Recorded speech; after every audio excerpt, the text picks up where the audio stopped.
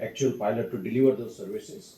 And for those who were yesterday, they might know that we actually trained the slum dwellers themselves as the healthcare workers, because there is a huge trust deficit. 35% of slum dwellers did not want to even go to hospital, because even if the treatment was free, because they did not trust the doctors and the hospitals. Uh, so that's when the idea came, and the collaboration. The idea started from Professor Rahul Jindal, who is a Fulbright distinguished chair and head of transplant surgery at George Washington University, USA. And so we had a three-way collaboration, Professor Lindsay Baines from Oxford and myself in Ahmedabad. And then we had two other volunteer organizations, NGOs. One is called Sathi and the other one is Sadvichar Parivar. So there's a collaborative work. I think the word that you used, collaboration, I think this is an example of that. And I think task shifting, task sharing, these are all Western terms. I like some phrases in Indian English which are very unique and reflect the Indian way of thinking. We say do the needful. You will never find anybody in England or America writing do the needful. You will never find them writing do the same. So we have our culture which is reflected even in our English. So do the needful is what this is all about. So we covered 10,000 houses in the slums, population, male head, obviously we are a patriarchal society, the wards, different subpopulations, and representing mainly the Muslim, Christian and Hindu population. It's quite interesting that in the slums, maximum number of, if you look at the word caste, this is not my slide, it's our NGO slide. I don't like to use the word caste. The 62% is belonging to general population. So it's a myth that so-called scheduled castes are more represented in the slums. It's not like that. And if you put the OBCs and general together, then it's 75% nearly. So probably with the social engineering that has happened in our countries for the last 75 years, with reservation and other minority schemes, it's the general and OBC who are more in slums sometimes. But that's a political and electoral issue, so I will not dwell too much into it. They had ration cards, what kind of housing, what was their occupation or the source of income. And then we had significant female were obviously housewives. I don't agree with classifying housewives as unemployed, because they did a study in England where they found out that if the typical housewife, again it's a Western word, I don't like it, the word that my father, who was actually a very secular man, taught me was Guru Lakshmi. Because she generates the wealth and that's when the man is able to work. She maintains the wealth. So, and they did a study in England and they found out that if a typical so-called housewife was paid for the work she did, and this was about 10 years ago, it would be worth 60,000 pounds a year. Correct. So, a lot of women say, oh, I'm just a housewife.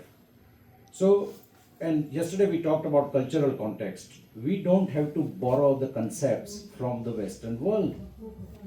They are financially rich, we are culturally rich. And we need to stick to it because the world will benefit, not because we are jingoistic or supremacist.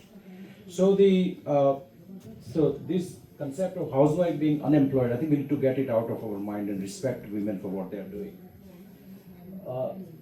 So it's quite interesting, 49% of family household had more than 5 people.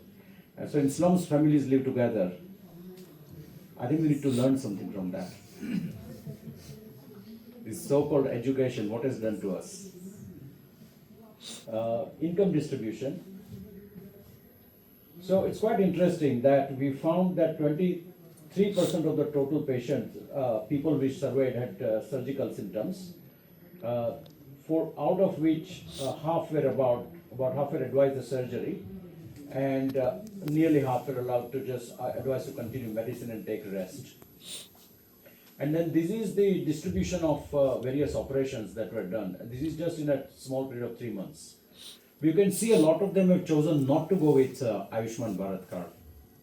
So once they became aware that they had a surgical problem which needed treatment, and once they trusted the people who were sharing that information.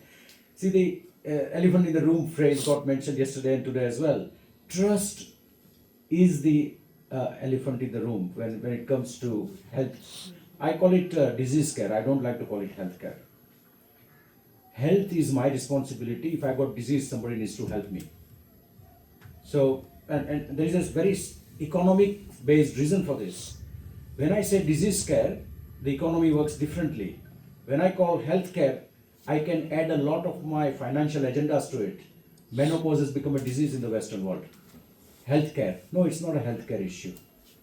You are converting menopause into a disease and selling medications which cause cancer and DVT, which people don't need necessarily. Puberty blockers. Thankfully, those who promoted puberty blockers have been blocked from the office of the highest president in USA. And I'm really thankful to the American people for doing that, because it was coming in our direction through the think tanks, through the Ivy League universities. Thankfully, Duke is not an Ivy League, but not very different from it. But you are from Brazil, so we are BRICS, we are same. I expect you all understand that. Yeah. So we need to be aware of these agendas that are coming to us. I mean, Duke's is, data. Deepika, I mean, amazing. The first word is data. And there was talk about transparency yesterday. But transparency needs to be also in the mechanisms behind the data collection. And the mechanisms of what happens after the data is collected. What happens to the data that has been collected in this meeting? Who is going to benefit from it? Who is funding this 2 days meeting and why are they funding it? We need to ask these questions without getting bitter or without getting personal. I think we need to know the full facts. So these are the various patients, and then we had different distributions, and you can see. So we have a huge collection of